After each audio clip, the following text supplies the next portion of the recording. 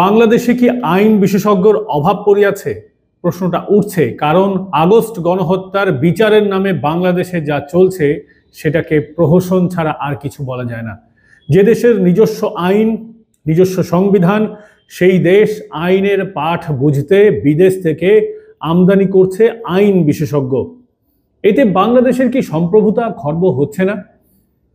৭১-এর মুক্তিযুদ্ধের সময়কালীন অপরাধের বিচারের সময় জামাত তাকে আইনজীবী নিয়োগ করেছিল।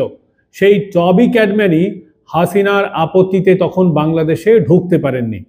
আর এখন তিনি আগস্ট গণহত্যার বিচারের পরামর্শদাতা। তাকে নিয়োগ করেছে বাংলাদেশের বর্তমান উপদেষ্টা প্রশাসন। প্রশ্ন হচ্ছে, আইনে কি অবুঝ বাংলাদেশ? নিজের আইন বুঝতে এতই অসুবিধা বাংলাদেশি আইনজ্ঞদের যে বিদেশ থেকে ভাড়া করে পরামর্শদাতা আনতে হলো। এবং সেই পরামর্শদাতা নিয়োগের ক্ষেত্রেও সবচেয়ে বড় বিতর্ক, যাকে জামাত আইনজীবী হিসেবে আনতে চেয়েছিল হাসিনার আমলে, তাকেই কেন পরামর্শদাতা হিসেবে বাংলাদেশে নিয়োগ করা হলো এই তৃতীয়বার স্বাধীন হওয়া বাংলাদেশে? পরামর্শদাতার তালিকায় কি আর কেউ ছিলেন? বাংলাদেশের বর্তমান আইন উপদেষ্টা বলছেন, বিচারের স্বচ্ছতা এবং নিরপেক্ষতা বজায় রাখতেই বিদেশ থেকে ভাড়া করে আনা হয়েছে এই আইন বিশেষজ্ঞকে, যিনি আন্তর্জাতিক অপরাধ ট্রাইব্যুনালের প্রসিকিউটর ছিলেন, টবি ক্যাডম্যান। এক্ষেত্রে সবচেয়ে বড় প্রশ্ন হলো, যদি নিরপেক্ষতা এবং স্বচ্ছতা বজায় রাখা এই প্রশাসনের উদ্দেশ্য হয়, তাহলে কোনো নিরপেক্ষ ব্যক্তিকে আনা হলো না কেন? এমন একজন ব্যক্তিকে কেন বাছাই করা হলো যিনি জামাতের আইনজীবী হিসেবে বাংলাদেশে প্রতিষ্ঠিত? হাসিনার সময় যাদের বিচার হয়েছিল, সেই বিচার প্রক্রিয়া নিয়ে অনেকের মনে সংশয় থাকতে পারে। তবে বিচার প্রক্রিয়ায় যারা এসেছিলেন, যাদের অপরাধ প্রমাণিত হয়েছিল, তারাই দণ্ডিত হয়েছিলেন, ফাঁসি কাঠে ঝুলেছিলেন।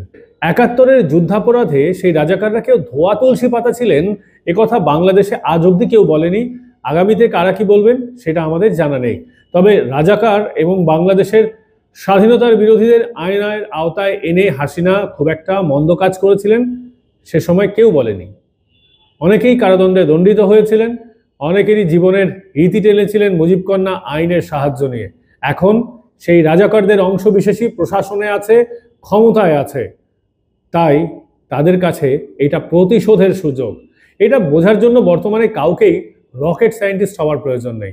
বোঝাই যাচ্ছে জামাত এবং বিএনপি নিজেদের পক্ষে রায় নিতে এবং হাসিনার বাংলাদেশে প্রবেশ আটকাতে এই কাণ্ড ঘটিয়েছে।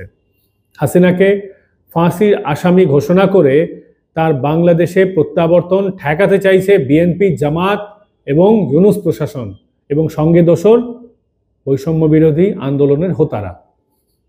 বর্তমানে প্রশাসন বিচারের নামে যে প্রহসন পর্ব চালিয়ে যাচ্ছে, সেটাতে তারা কি আদায় করতে চাইছে সেটা প্রথম দিনেই পরিষ্কার করে দিয়েছেন তথাকথিত আন্তর্জাতিক অপরাধ আইন বিশেষজ্ঞ, অপরাধ ট্রাইব্যুনালের চিফ প্রসিকিউটর, বিশেষ পরামর্শদাতা টবি Cadman.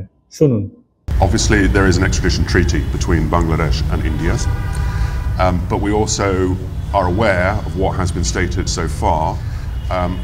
I don't want to prejudge what India is going to do, but of course it is the role of the Chief Prosecutor and this office to ensure that charges are brought, that an extradition request is made, and obviously if extradition is refused, we will have to then look upon whether she is tried in her absence or whether in fact we look to the International Criminal Court to provide assistance.